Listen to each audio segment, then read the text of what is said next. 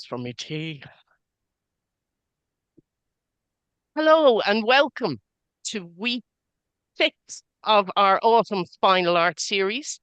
Tonight, I'd like to introduce you to the Mad Cows, and we're going to look at expressive animal painting, larger animals, because I know that we've kind of done some work around fish and what else did we do? We did some cats, and I thought it's time to start moving into bigger animals. And I'm a great fan of cows because they're my neighbors.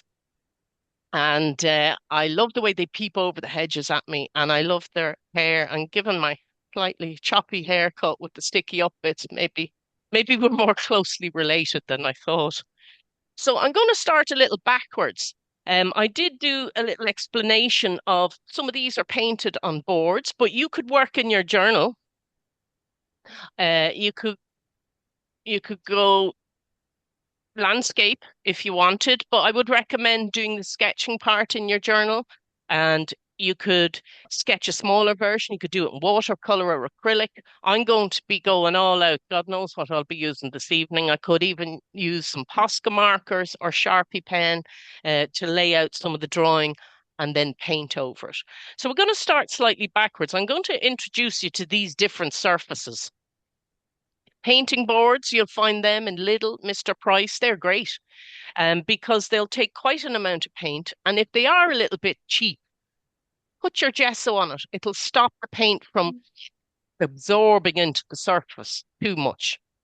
This is a piece of MDF, which I found down in the garage.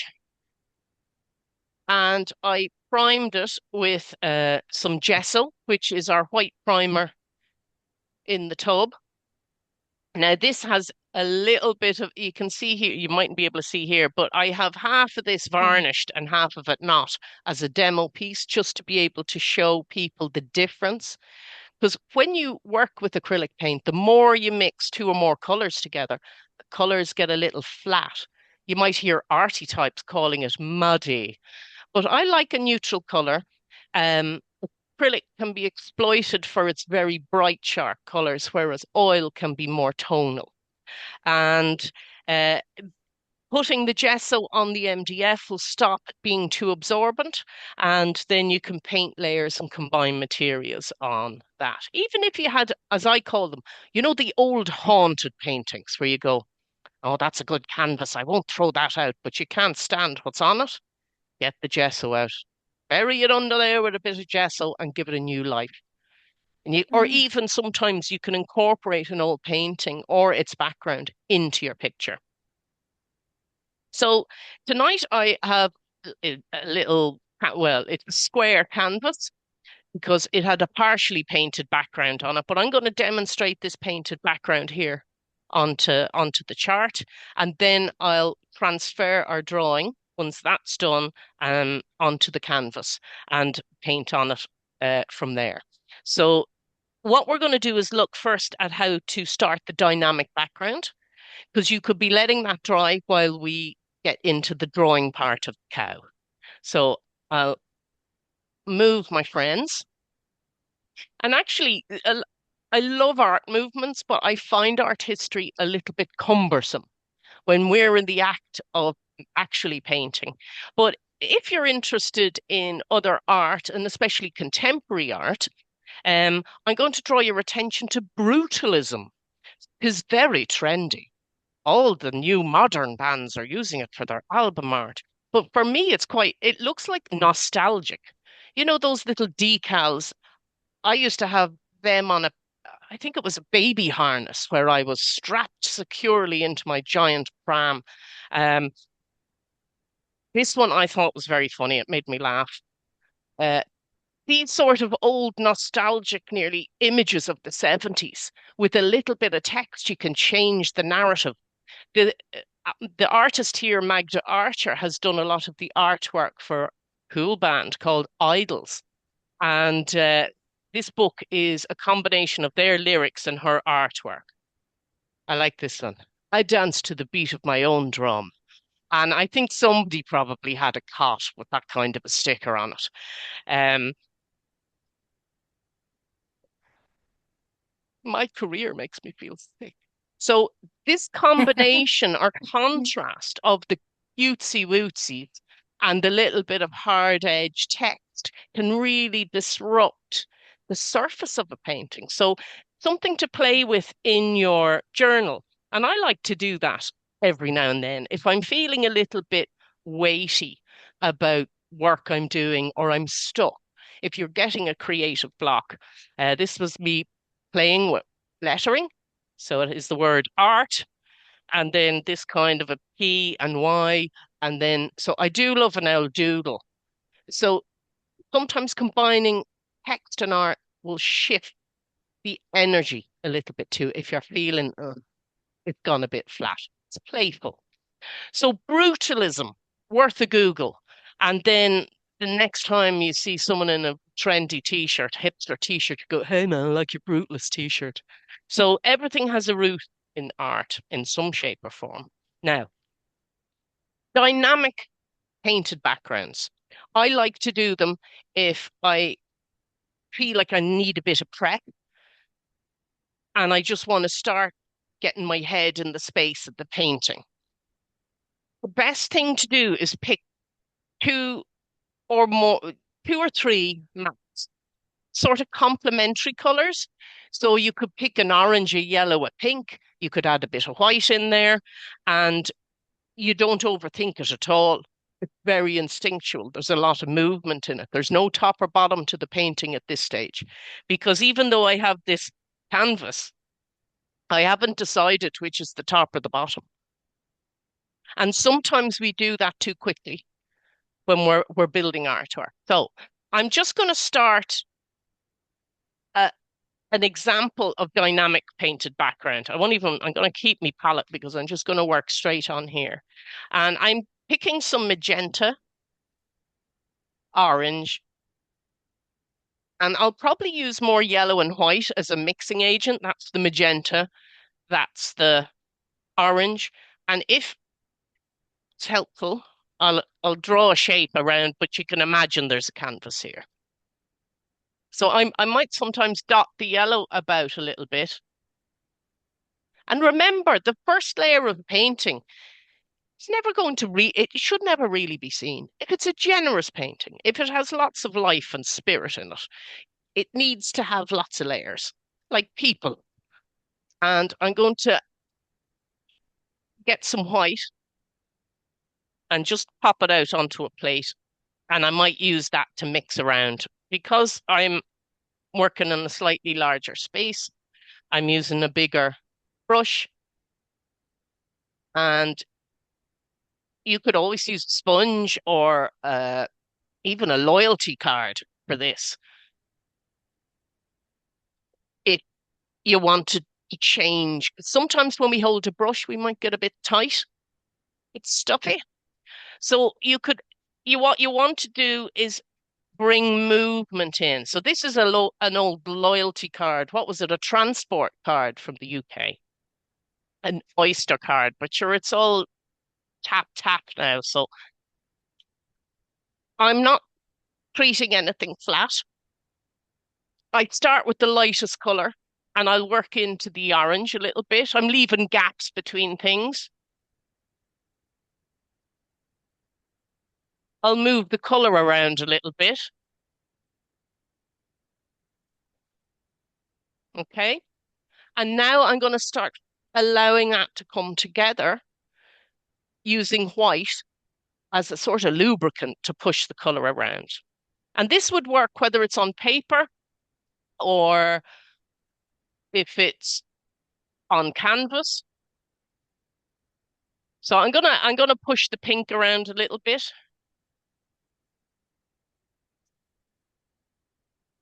Because again, it's just a background for me to work with. And I want to kill the white canvas. So I would work across, this pink is quite strong. So I'm going to keep it away from the yellow for now. And I'm going to put more orange out.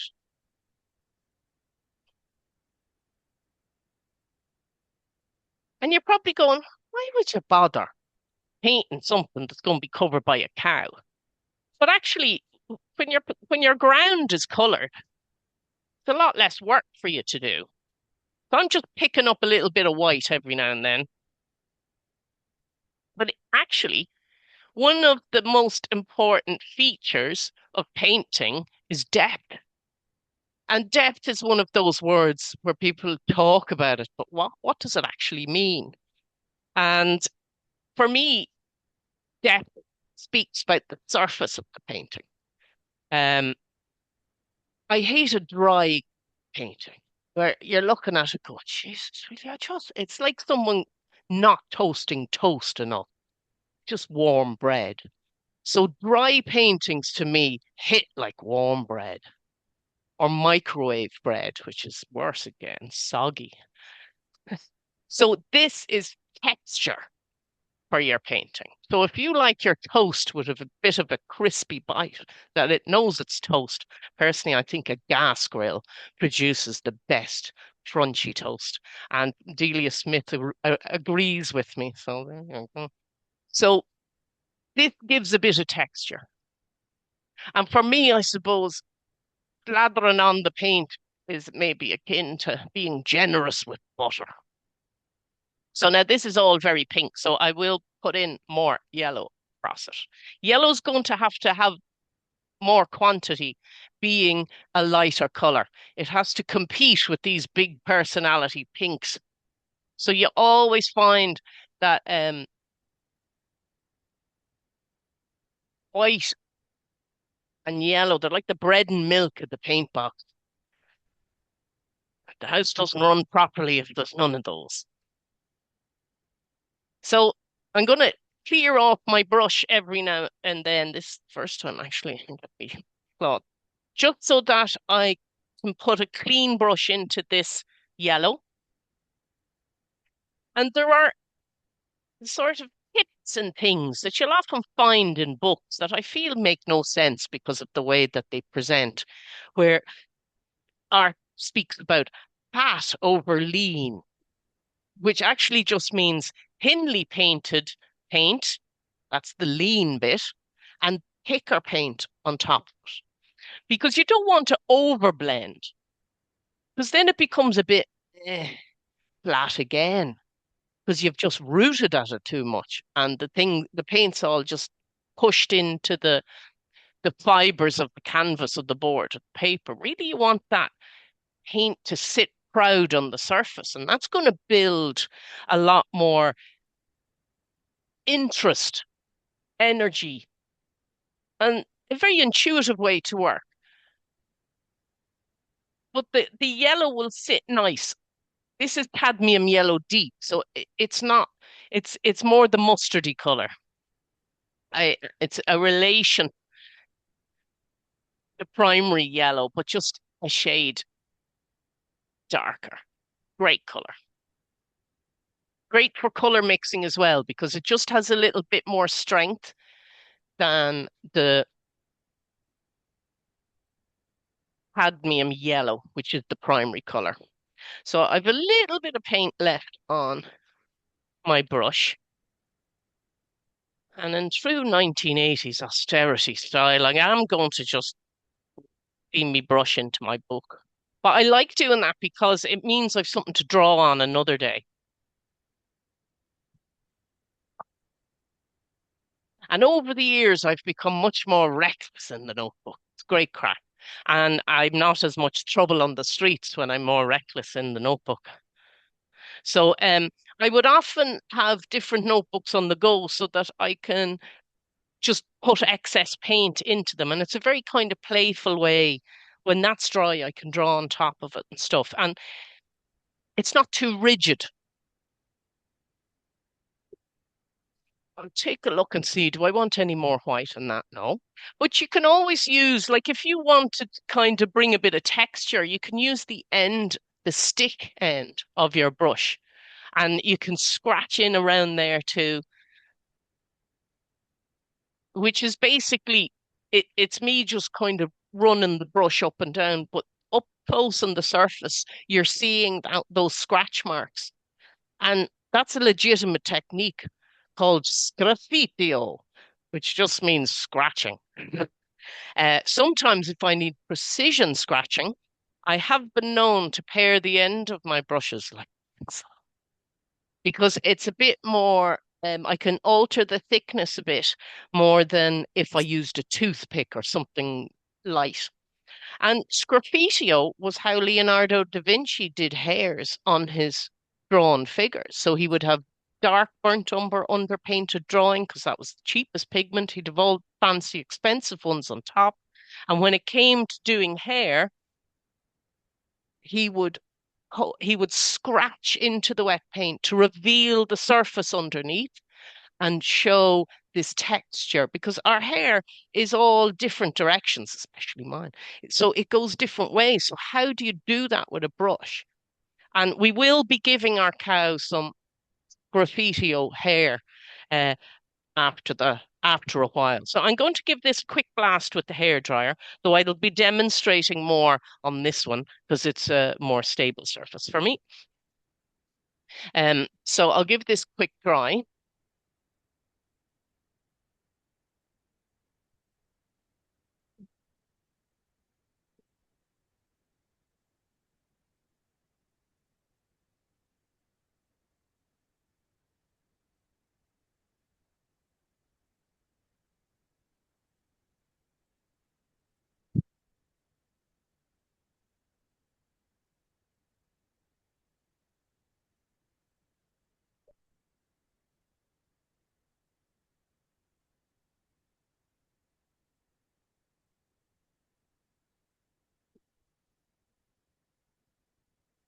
I'm going to move this to hang over the radiator so that I can draw on the dry sheet underneath, and then I'll bring it back.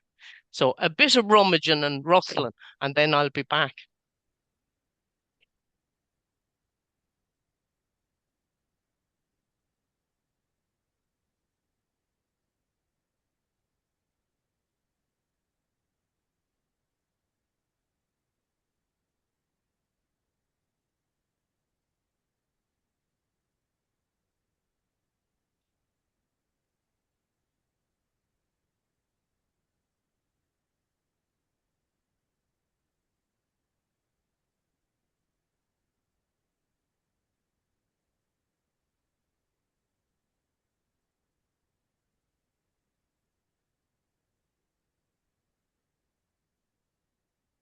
So we're going to look at these shapes, and we're going to draw a sketch that will show us the basic bones of how to assemble the head in in.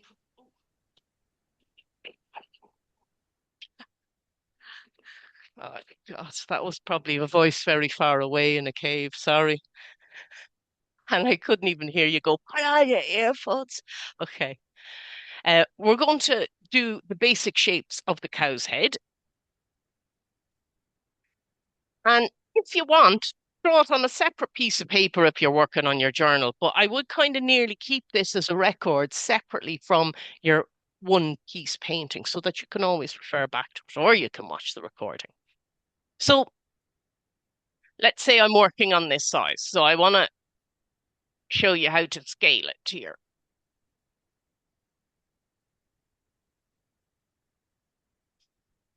There we go. Yeah, I'll have to leave him here for a minute. Yeah, because I'll be knocking him over otherwise. So we want to kind of lay out the picture because the last thing you want is, oh no, his ears hanging off the side. So we want to center him and use the space to the best advantage. So I always have to do this to put manners on myself because what ends up happening is I get so enthusiastic about kind of the painting bit that I haven't got the scale part right. So this is I use dots to kind of almost fence myself in. And I don't want his ears to go any further than there. Just so if you're going into a framer's, you never really want to put key information too much close to the side because when they come to frame, they're coming in a bit. So you could end up and never sign your picture until it comes back from the framers. Because I made that mistake so often where I do, oh, lovely thing. And then Oh, I'd have to repaint it off.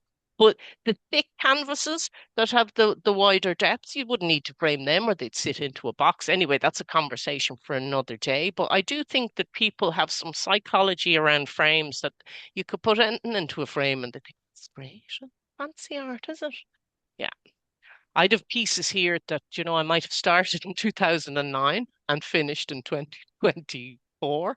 And I was, wow, that's great. I've never seen it before. It's only because there's a frame on it. Look, it's probably better he doesn't see my doom piles down here. Now, I'm going to leave a little bit down here. So it's kind of because I want to have a little bit of shoulders and chest. So I'm kind of marking off a little bit of space on my board so that I can work with it.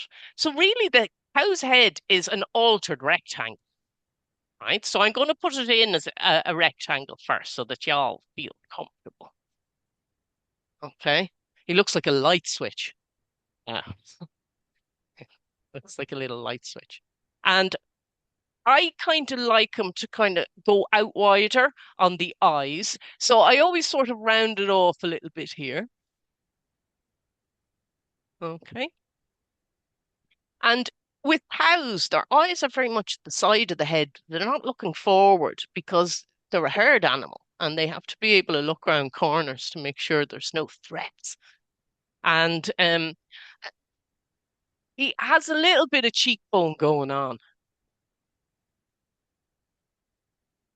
Well, now it looks a bit like Star Wars. But at that point, we'll just mark off some space for eyes. We haven't really added nosy bits yet. With the junction here between the head and the ear, you don't want the ears out like wing nuts. You want them to feel like they're part of the head, and they're never exactly the same. There's always a little twist. Like if you want your animal to have a bit more personality, throw symmetry out the window. Same with people. They're Oh, just weird AI people, those very symmetrical. all right, even ground.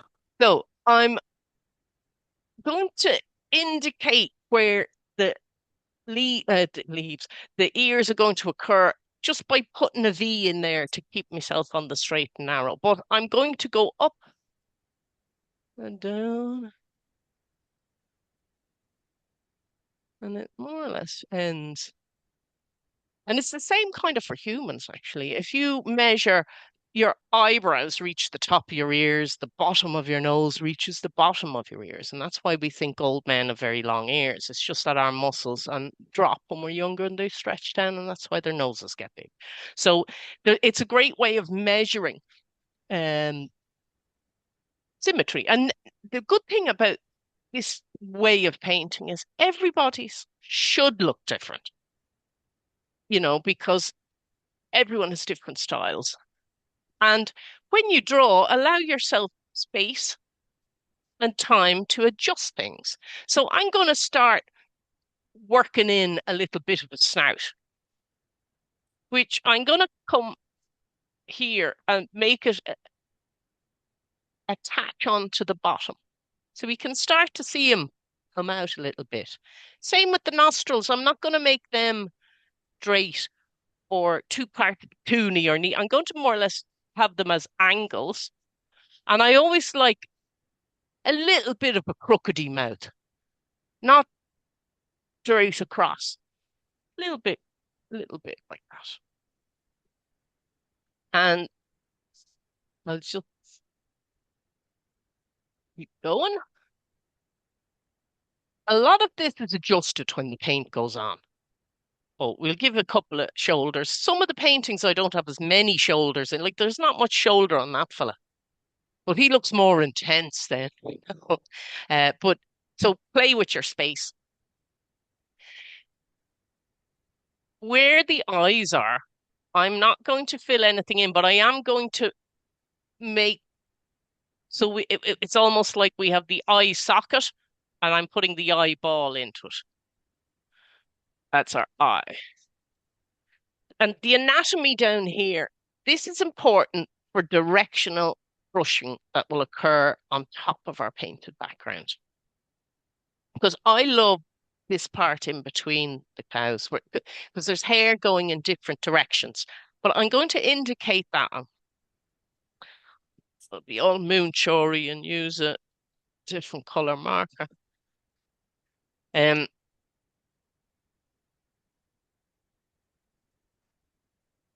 so I'm going to put these in because I want you to draw attention to that is how you're going to be painting that part.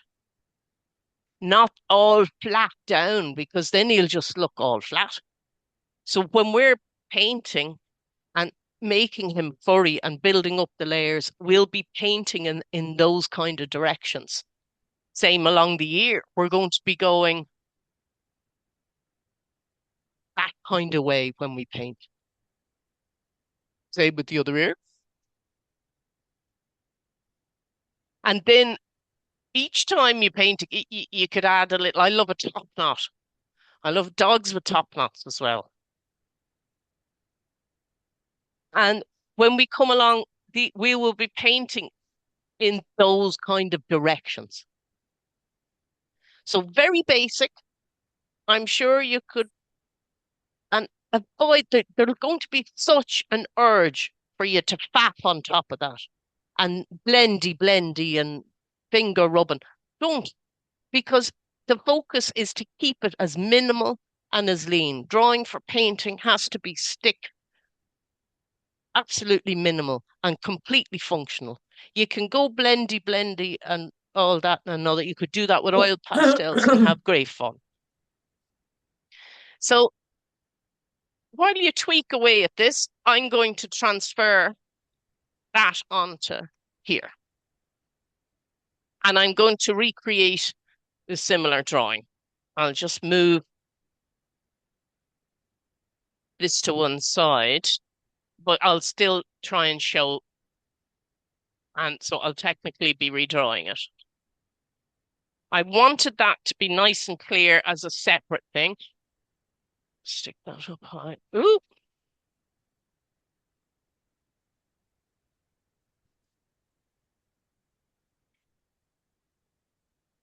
Try and show you two at the same time.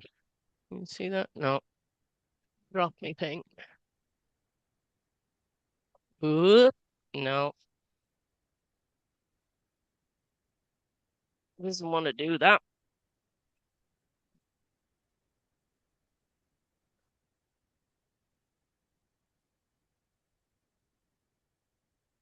Going to just drop the height a bit without killing myself.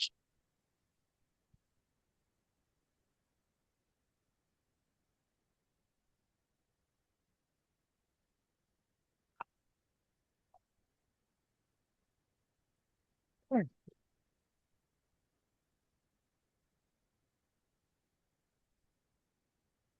Now we're talking.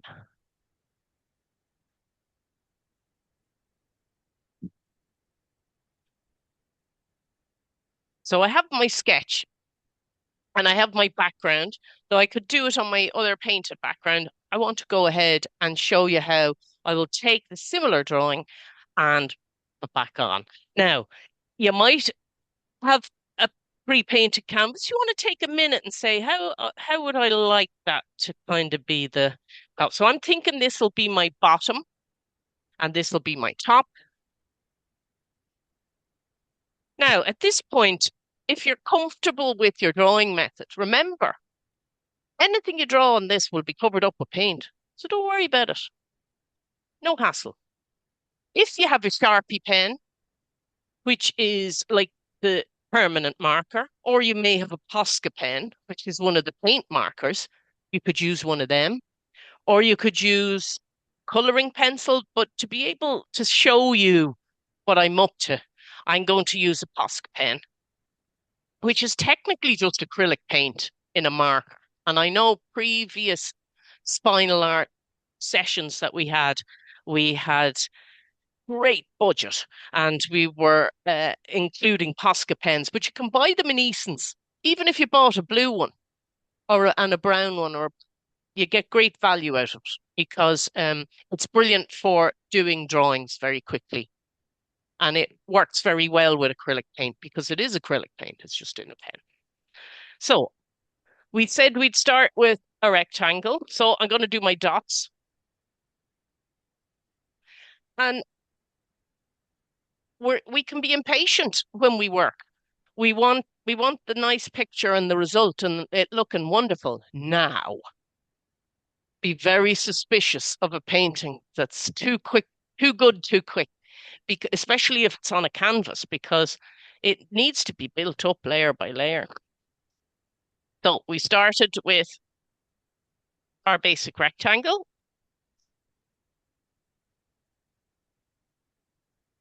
looking like a light switch. And I'm going to situate where I think the head will flare out, forward. I'm going to add my eyes, which are sort of like little C shapes, side. And allow yourself, each cow is different. You could paint this 5 times and get 5 different results. That's half the fun. And if you want to adjust size, if you think, oh, them eyes are a bit big, it looks a bit mad, we'll make them a bit smaller. You can do that too.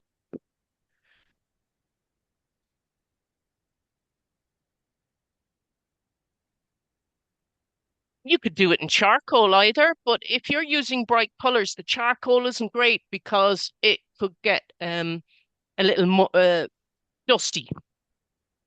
Charcoal and oil is very nice. So I'm just kind of roughly putting in,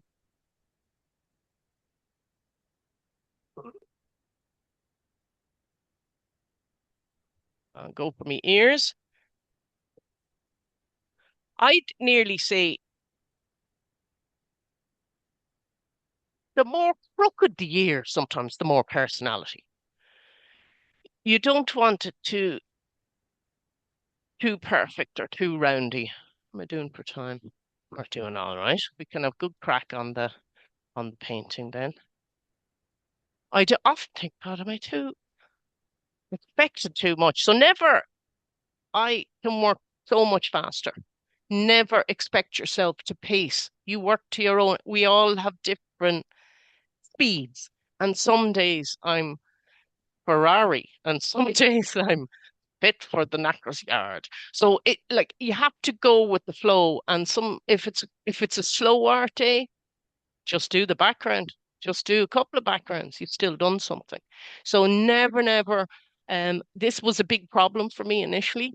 I found it really, really hard to pace myself after spinal injury. I was raging because and then I'd be like, I'm wrecked. And then because I was using, uh, I was using pacing that was no longer suitable for me and I had to adjust. So allow yourself that. Allow the slow art. And then that's the reason I do small things and big things at different times. So these are quicker because they're one night stands. Don't be expecting one of these every night off yourself. That might be once a month now. So be it. And it's not a race. We have all our lives to, enjoy these things. And the first cow might look like it really does have CJD or whatever the thing was. Now, this thing looks like it needs Botox. So I'm going to going to fix them, fix that nose.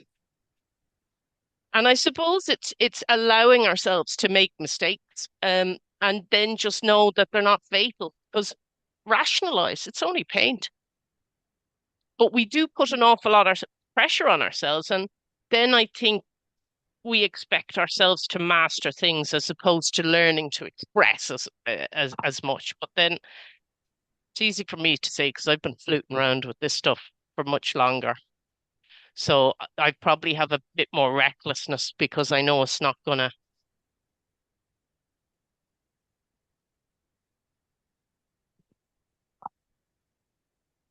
He's looking a bit piggy at the minute, but we'll fix him as the paint goes on. Um, that'll give me flexibility to change his nose as I want. So he looks a bit like a deer, but I think when I get my paint out, he'll look a bit better. So I'm going to let that Posca pen dry a little bit, and I'm going to only start off because I have this light colored background. I often find that you need to give yourself mini rules. So if I'm going bright on the background with these complementary colors, these were oranges, reds, browns, a bit of white swooshed around like I had shown you on the board. I'm going to go on top of that darker, and that will give me better contrast. And that's already going to start a more interesting conversation to happen because the last thing we want tonight is a Frisian cow. You can do that tomorrow and make a nice proper cow, and everyone will say, "Oh, did you do a great cow?" So that can be another day. This is more about expressive. So I'm just going to start with some dark blue paint. Where's the eyeglasses? I'm going to use in my paint box, I have purple and a dark blue, and I'm going to use one of these grays. I'm just going to put it straight in here. And I'm going to start bulking out this and yeah, seeing where we go. And because there's a painted background, I can let some of that come through if and when I want. But I'm just going to start putting in the what's technically the underpainted drawing. Taking off lids.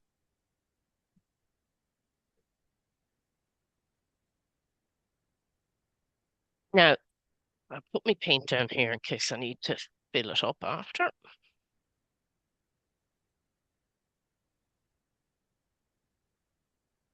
Now, I'm going to pick a long-handled brush for this job because I'm working at a little bit of a distance from the easel. I won't be leaning forward as much if I have my long magic wand as opposed to my shorter one. And that's the point of these. They're not meant to be held all tight. I shall not talk in class. It's more from the shoulder I can paint with when I hold brush at the end. But it takes a while to train yourself to do that. Initially, you're going to feel as awkward as anything. And because you have to give up control. The movement isn't apparent. And we have so much control when we hold out. I like have very tight hand when I write. Like I have the equivalent of a bunion on my finger. Um, so it does take a little while, but it's very good for you. And especially if you can work from the top half of the body as opposed to just slumping over the table. Anyway, shut talking, Susan, and do some painting. So I'm Can going I to just use the blue. A question there? can I ask you, Susan, what type of end do you have on the brush that you're using there? I'm Is going it? through a filbert, right? So filbert is like a square brush, but with the rounded top like that. Oh yeah, okay. And if you turn it to the side, and the reason I'm using that is because it's a nice brush and it will give me the versatility of a square head and a round head. So do you see what, right, there's a small filbert. If I put it in front of the white paper, you can see the round, but I can also get a thin edge if I turn the brush to the side. And it's not for everyone. You kind of need to get used to your long-handled brush. But if you're painting a lot of landscapes and portraits, I would say get Santa to bring you some filberts. It's like I'll show you up to the camera. It's round and kind of square and chunky. So I'm just going to start um, filling in some of my painted line, but I'm going to paint in motion and I'm going to block it in.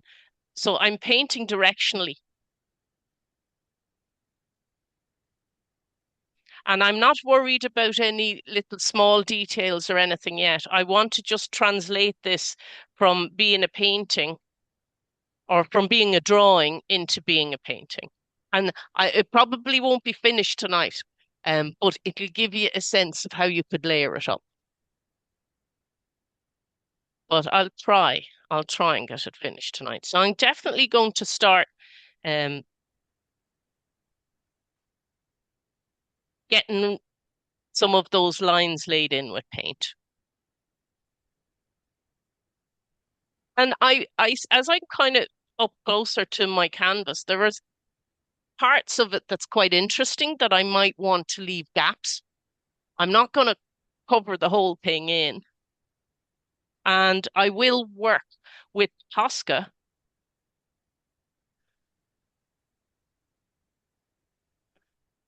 So I'm filling in the whole eye at the minute.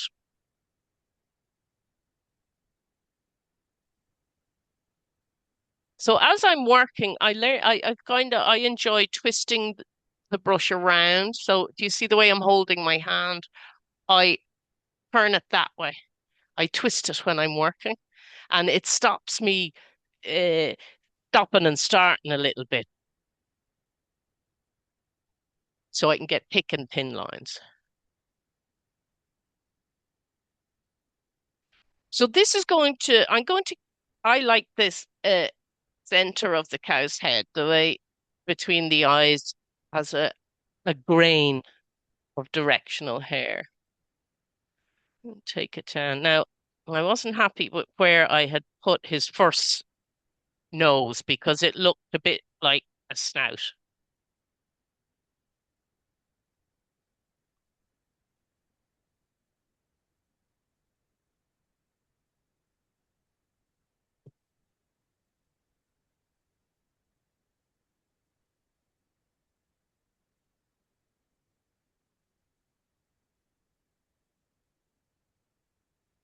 Now, a little bit of kind of painting lore for you. Because a head sticks out from a body, what's underneath the chin, you'll almost need to have it a bit darker so that you'll get that effect of the nose and snout being over the body. So I'm going to darken it down quite a bit in here.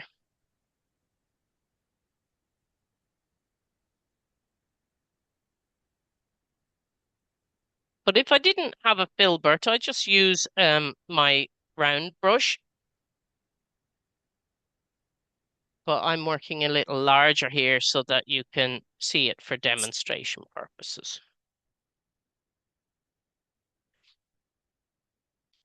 Now, I don't know if you've noticed, but I very rarely use water.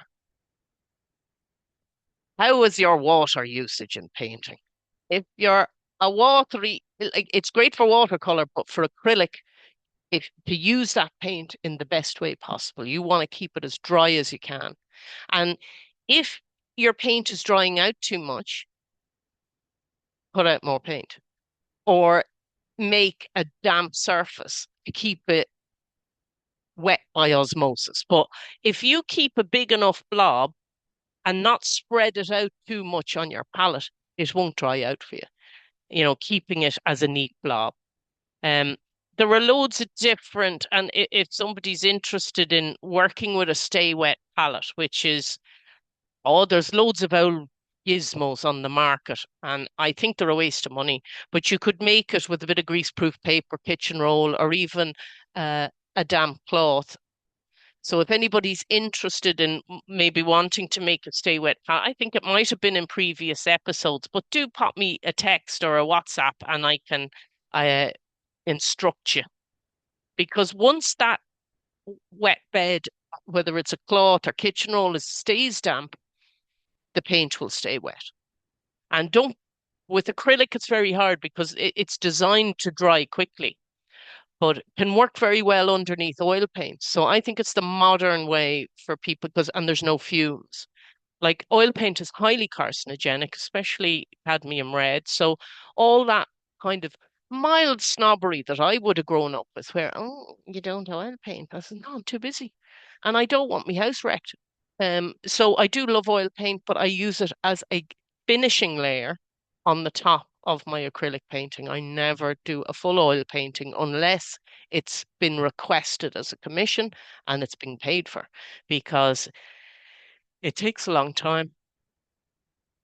And I like to do all the foundation painting in acrylic.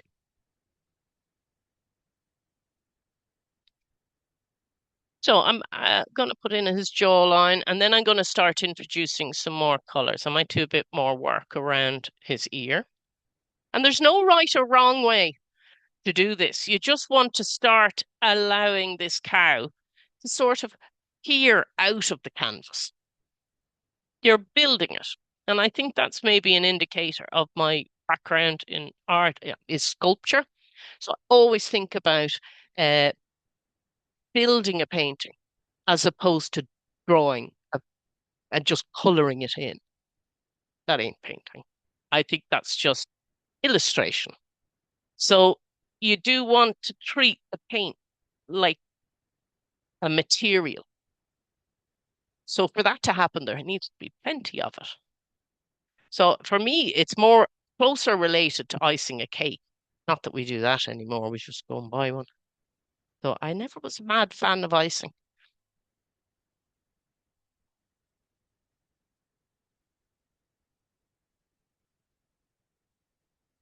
Oh,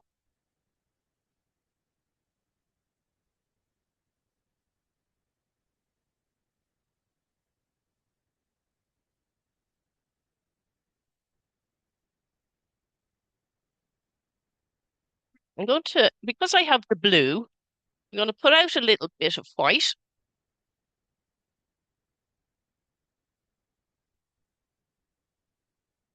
and start to introduce one or two more colors.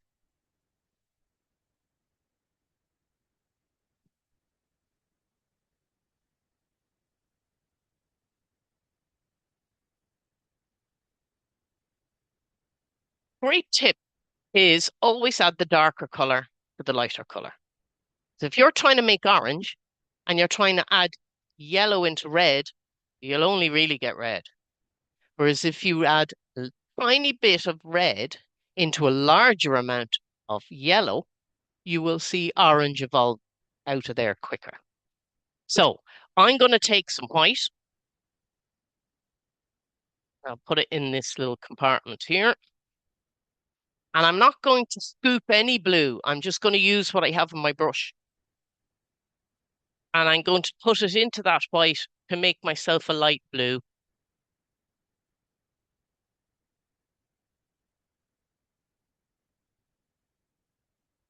See that light blue?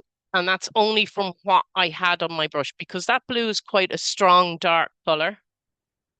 So now this is the same blue with a bit of white, and I'm going to start bringing that in through I've um what I've already laid down in the one color. But I'm going to have less pressure and less thickness in this mark. So I'm finessing a little bit more. And brush marks and brush technique, it's all about direction and how I'm angling my arm. It's nothing to do with the fanciness of the brush, really.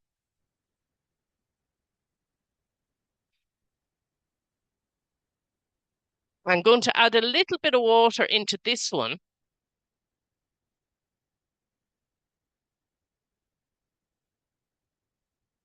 So I can get some transition colors between the dark blue and this light blue.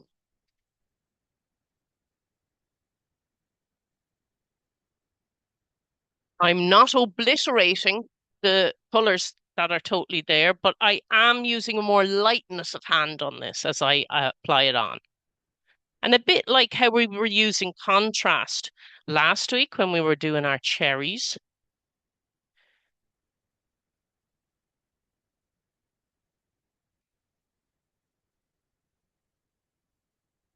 One of the hardest things to do is try not to fix the painting too quickly. You know, that you have to get the eyes done first. No, I'd be leaving them till the end.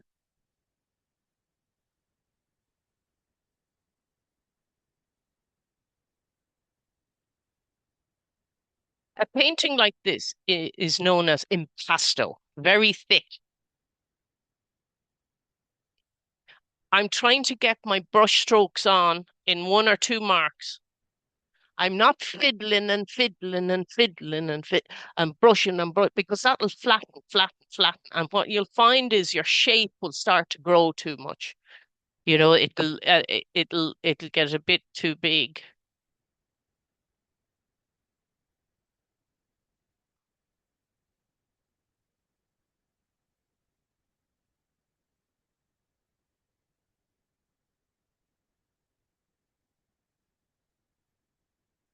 I'm being selective about where I'm using the blue down here, but I'm working around some of the existing marks because I like that to happen in a picture because no two cow paintings are the same.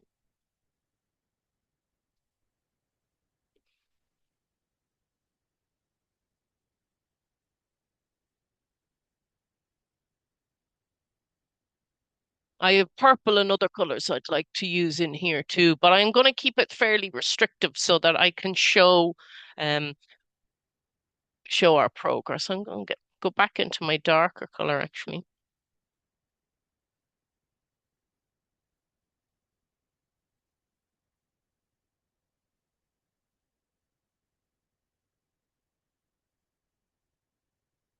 And I'm going to increase the size of his head a little bit here.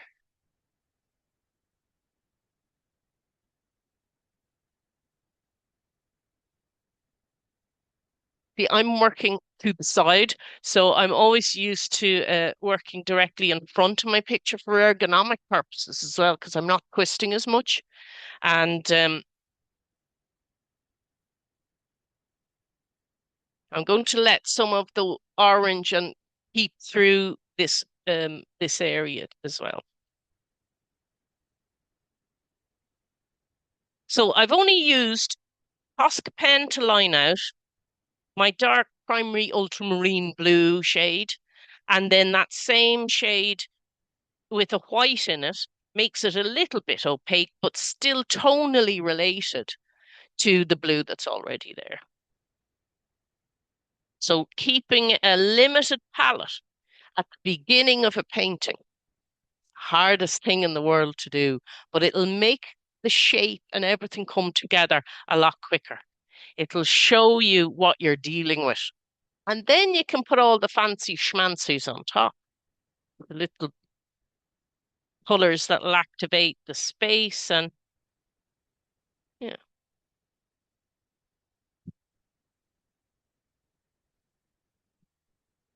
I'm going to take my bit of a line around there. So I nearly have all the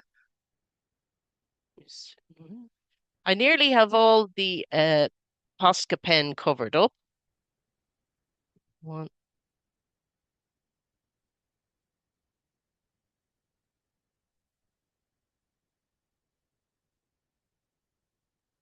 Now I'm going to give my brush a good clean. And I'm going to bring in a little lighter contrasting color with the white and violet, purple. And I'm going to use that across the nose and around parts of the eyes just to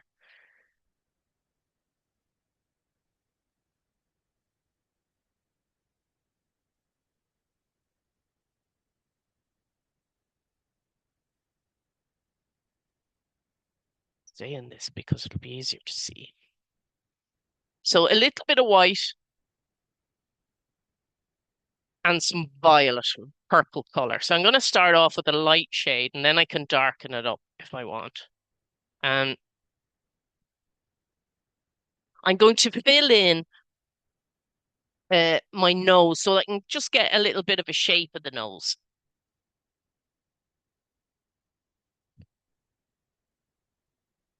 A great brush tip. Sometimes we don't put enough pressure on the hair. If I was to do a very light mark with the brush, I'm not putting any pressure on it. But if I hold the brush flat, almost perpendicular, and pull it down, it'll control a straighter edge for me. And it takes a little bit of practice, and it's something I would recommend doing even at the back of the book is practicing a few straight lines. As well, sometimes I rest when I'm doing controlled line, I rest my um hand over my hand or my knee sometimes because it'll steady me as I'm moving around an edge. You'd want to have the right loading of paint on the brush as well, but it'll give me a nice clean edge then.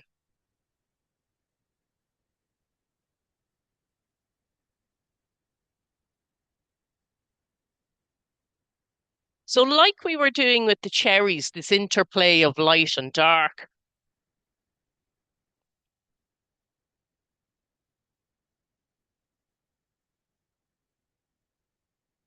I might leave some of the orange of the background coming through. And that reveal is really important.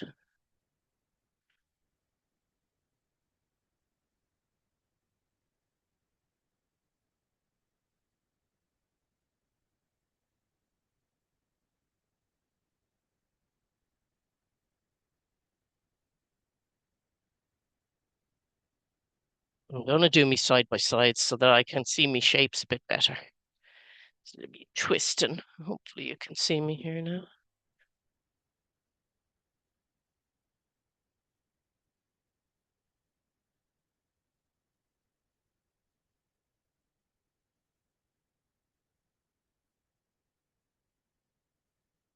I have to fit, he got a bit of a wonky mouth there, so I'm going to go in. So see the way I've made a bit of a shape there I don't like, right? So I'm going to get I've loaded up my brush with dark paint again, and I'm going to knock it back so that I can start to shape it up the way that I want.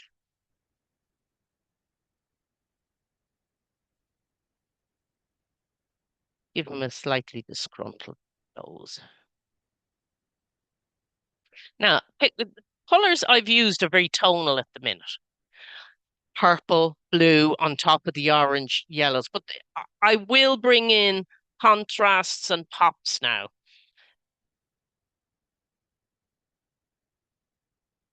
And this is where you can have great fun.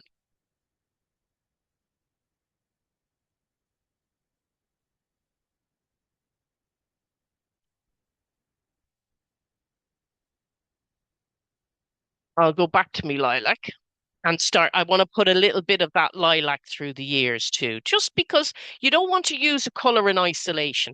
You want to have even little bits of it. I'm going to pop it around.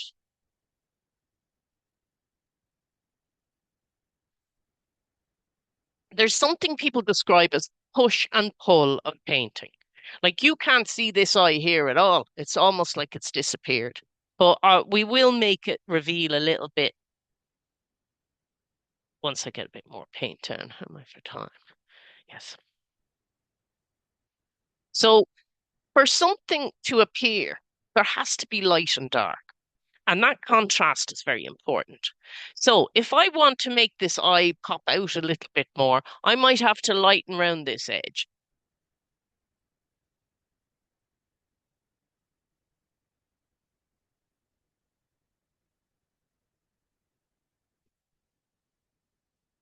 Might bring some of that lilac into the center as well.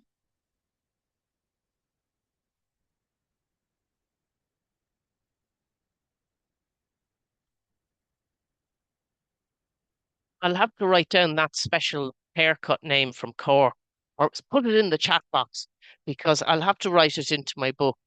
How would a new Cork do?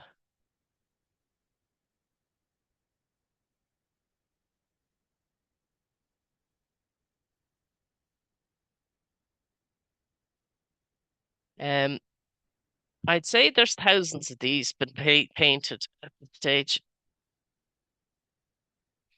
You could do them in a person's favorite football colors as well. There's been a lot of GAA cows. Uh,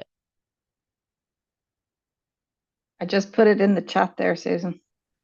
let me see, show me chat box. Baza.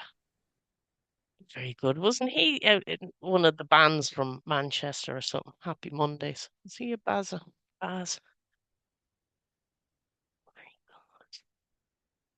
Then that is going to be, this will be Baza the cow.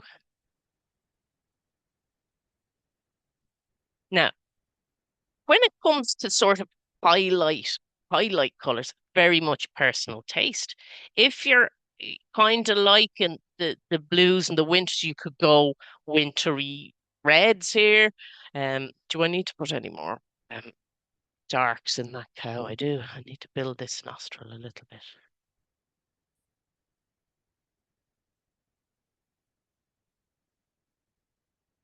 And you might, depending, you might need to add little slices of color in on top of your blue if you want to jazz it up a little bit. So for my contrast color, I might go with something like a lime green. I will do the eye and the highlights and all that kind of crack on the eyes there at the end. I just want that paint to get a little bit of a dry.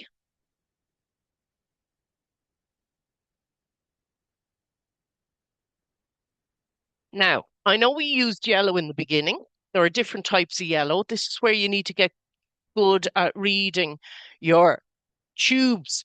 Because if you wanted to do a lime green or something, you might have to use lemon yellow, which is more acidic, as opposed to yellow ochre, which is more earthy. So in the little paint kit that was sent out this term, there happens to be some instant lime green. So I'm just going to use my little round brush and I'm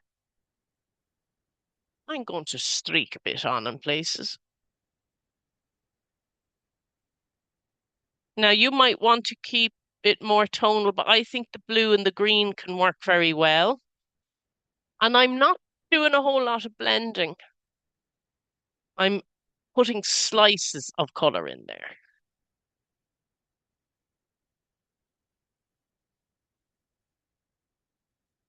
And at this point, you're not really working with logic, you're working with the rhythm of your own painting, which is a logic that's only privy to you. And I think that's very important with everybody's style of art and tuition. Over the years, I never really felt inspired by dictator style classes. I just don't want to sit round a table, everyone painting a marigold or whatever. It's not going to learn. I'm only going to be I'm going to be looking at Mary's and I'm going to be looking at Anne's, and it's not a good feeling. I think it's really important to empower people to express what your inner Baz of the cow looks like, as opposed to yeah.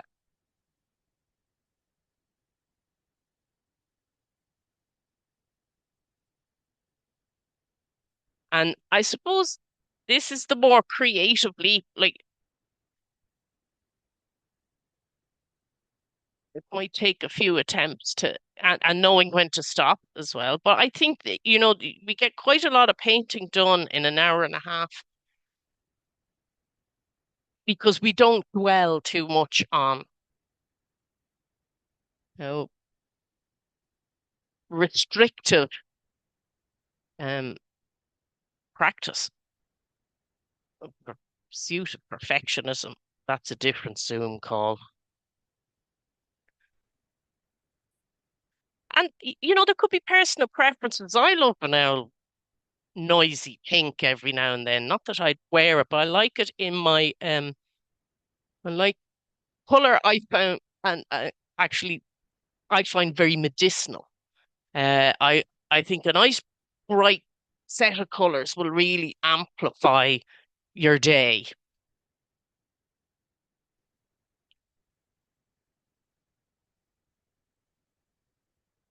I'm going to clean on the brush. I'm going to take a look at these eyes. That one's too big. That one's too small.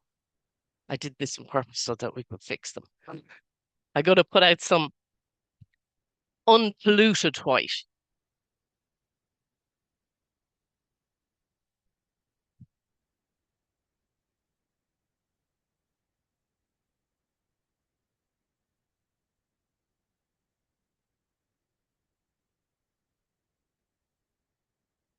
I think at this point I might just dry this surface because if I go on to it, it might end up blending in too much.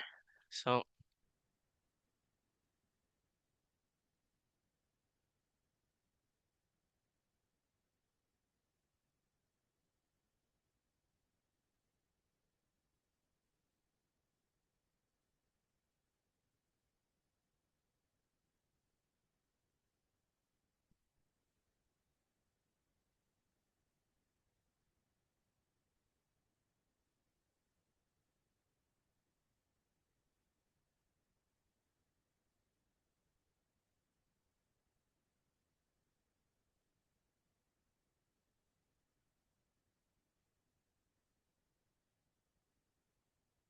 I'm just making this a little darker here. Now, I might show you up here on the big sheet. So our eye is like this, okay? In order for me to make this like an effective eye with personality, I need to have dark with light on top. So when you're painting in that eyeball, and you could you could use black if you wanted, but my kind of common denominator color was the blue, so I'm just going to do it in the dark blue, with maybe little bits of the dark purple.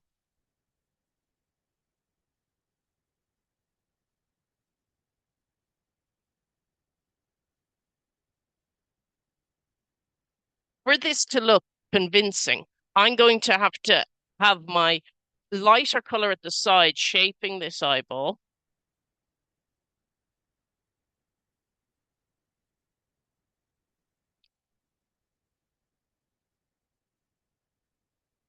And have my dark up to meet it.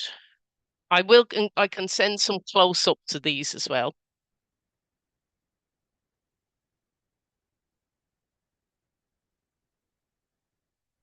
I'm going to make this part here over my eye a little bit lighter so that I can get more contrast. If you don't have a very pointy brush, you could use the end of your paintbrush because that'll give you a dot for that specular, that little bit of light that shows that the eye is alive and it's not some nasty looking shark, dead-eyed yolk. And you don't want the specular going in the wrong place, or it's going to look kind of like a cross-eyed cartoon guy. But maybe that'll suit personality of the cow. Who knows? But a little dot over in the corner, and then imagine you're painting the edge of the eyeball. So that part, specular here, right eye bit coming on that side.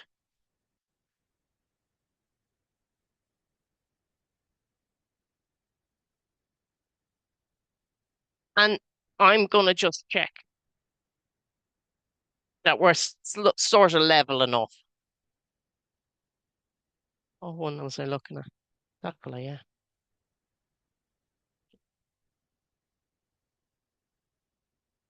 I'm going to bring it in a little bit on this side.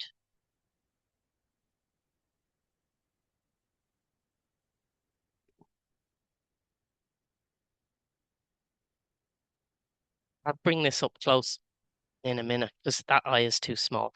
Same with the nostrils. I'm going to just dot a few little dots in there. Because I don't know if you've noticed, but their noses are quite hairy. and there's always sweat in there. So a few little dots of white in on top of that dark will work very well.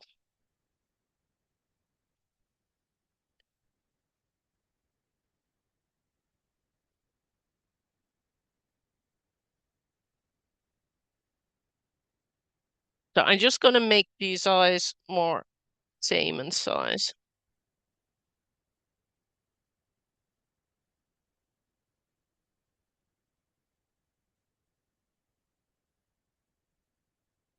Mine's very pouty looking one. Yeah, he's a bit stern, but sure, look. And I could certainly lighten up that color a bit more, but I would prefer to wait until like the majority of the paint is dry.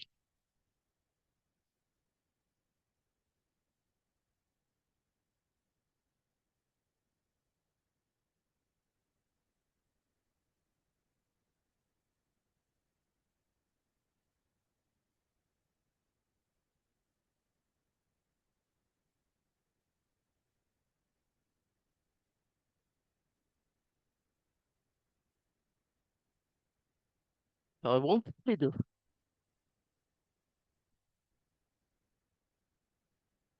Now, I want to show you, you mightn't get to it this evening if you're letting your first coat of paint. This is obviously not as painted as this, but I love to add in the little tiny bits of hair sort of flick. It adds to the edge and the texture. So instead of have a completely rounded edge, you let one or two lines pull out as if you're adding a little bit of hair. So I'm going to work it around this side so you can get a sense for that. And I'll also brush back into light areas of paint because it creates a hair texture.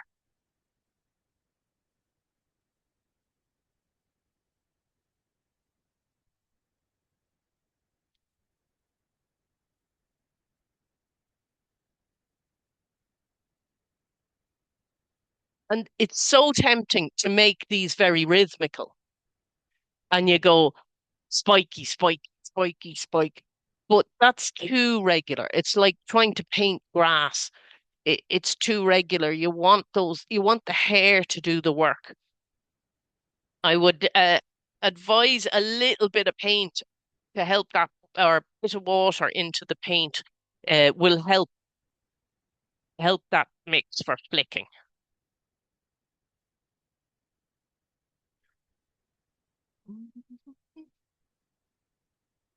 Especially around the edges here. Nice contrast against the brighter background.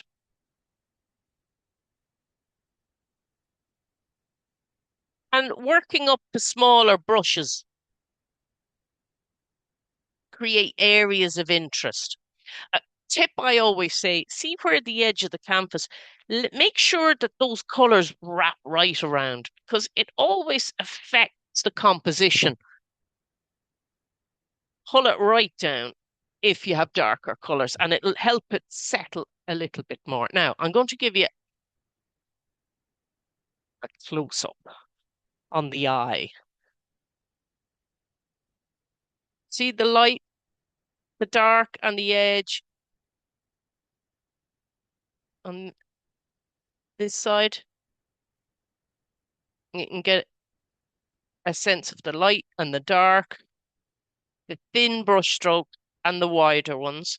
Where the background comes through in places, won't be touching that. I could even work on top of this with Posca pens tomorrow, which is a lovely way of bringing the drawing back in and bringing smaller marks and loosening up. It's very heavy at the minute because it's the first. I've just blocked it in.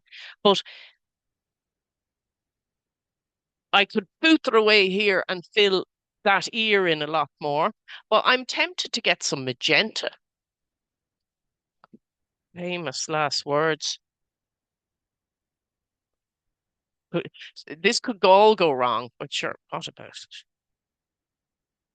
At least the magenta relates to the background color, so it's not like going totally off piece. But I just think in places it might benefit. But I won't do the same streaks. I'm just going to do little bits of color. Because if everything's too samey on the picture, it'll start to get flat again. So these might be arty looking blobs, if that's a term. And I'll show you a few of them up close.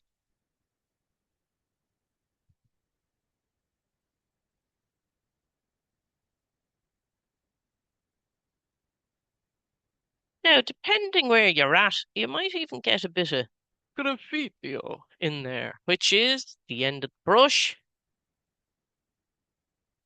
I like that pink. So if I have an area that's even a little bit too dark or a bit, I can lift that out maybe up here with some of that. And what I love about this is I know across the country, there's different types and styles of cows being painted. And it's brilliant. It's almost like everybody produces their own type inner cow. Sure, my husband would agree. Force inside my inner cow is quite strong some days, especially in the run up to Christmas. Though, Karen, I put my tree up last night. I'm very proud. And dangly lights that I had in a box in the attic for like 100 years finally made it onto a window. And they were the perfect size. My husband was all satisfied because it went in. And I was sweating because I didn't really know. But thing worked out and we're still talking. So that's good. But yeah, the Christmas vibes, it was always I think it was this kind of rule that I inherited from my mother. Once the tree is up before the toy show, you're not a bad mother. Okay, great. So I think this is my first year where I'm officially not a bad mother. Because the day of the toy show, I'd be throwing it down the stairs. Oh. And there's no not matching pajamas in our house because nobody's that compliant.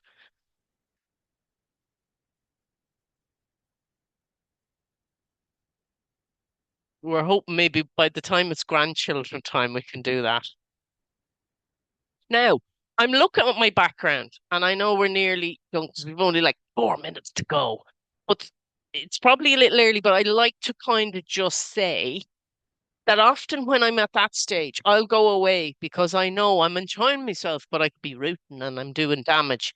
And if I'm in that zone, I pick up another board and I start making another background and I start a cow while the thinking is fresh in my head.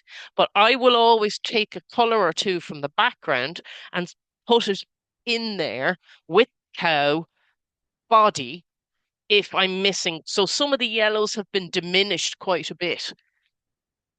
So if I bring back some of my it may not be as effective tonight because the paint is so wet, but I would take some of my yellow tomorrow and I'll put one or two bits back across my cow friend here so that I might want to sharpen up some of his hairline. I can work from what I call background side. Do you remember like we did with with the cherries? So I have here along the ear. I'm going to lighten the background with more yellow.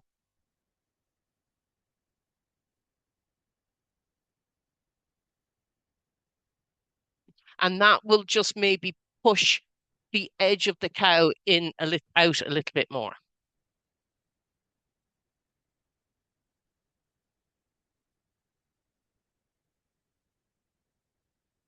And there might be areas at the background where I go, hmm, I'm a great fan of, sorry, that's the wrong finger to be putting up to the camera, but I'm a great fan of paint on the finger like you would with makeup or cream. Blendy, blendy, up there.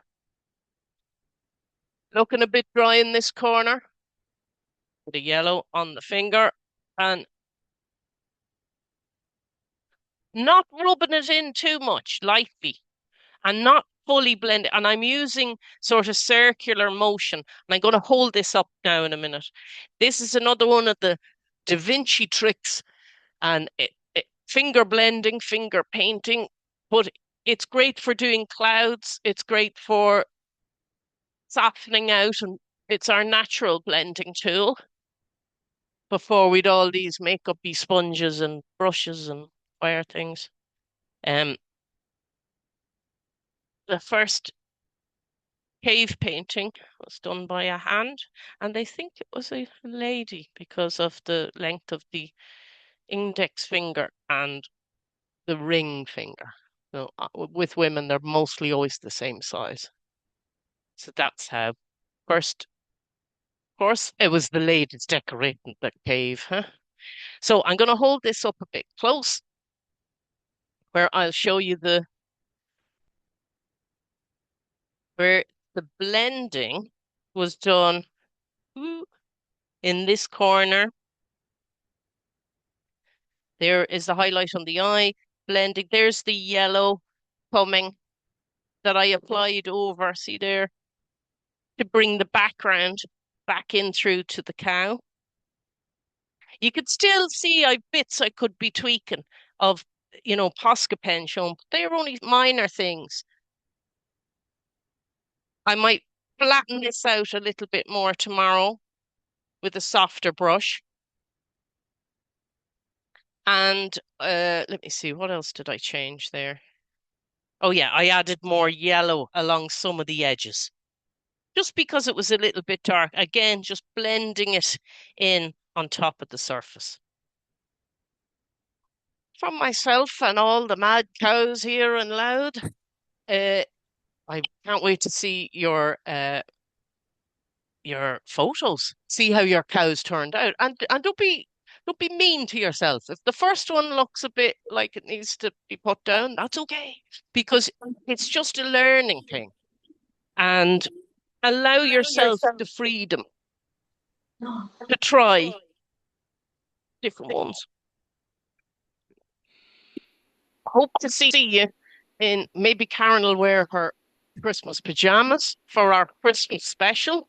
I'm going to line up a few watercolors that could be used for gift tags and cards, um, inspired by wreaths. And then we're going to maybe do a bit of palette knife painting, slapping it on. Hope you had some fun. Thank you so much for attending this autumn's term.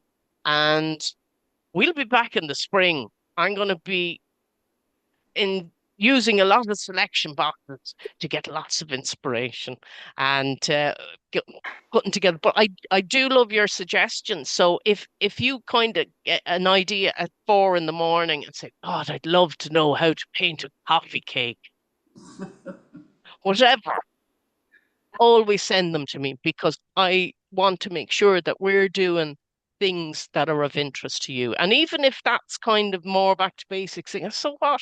I think it's about trying different things and discovering who we are when we're been handed a brush and some paint.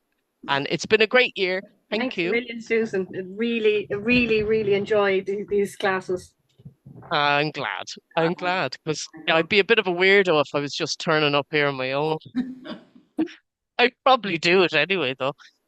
So hopefully, I think Barbara sent out a date. I'm not a great numbers woman. Is it the 15th. 15th? 15th, yeah. Yeah. So gather whatever you have. I'm not a traditional, whether you have an old bit of wood in the back of the garage, throw a bit of paint on it, even if it's a tester pot. Because if you're going to be less precious about the surface you're painting on, you'll be a lot more free. It's the back of the cardboard box theory. That's how we all learned when so if you can kind of be sure what of it, if it ends up in the bin, so be it. Doesn't matter, or painting on top of other paintings you don't like, which I think is a mild form of revenge, which I like, especially if someone is painting. But no. So have a good evening and hope Santi brings you loads of art supplies. Thank you so much. Thank See you. you. Thank you so Thanks, much. Susan. Thanks a See you million. again. Bye, everybody. Bye. Bye, Oh yeah, everyone. I have to stop record as Yeah, well. thanks. Because I'm just, yeah. Thanks, Susan. Thanks, Yeah, Susan. Thank you so there'll much. be the squinting face looking at how to see video settings.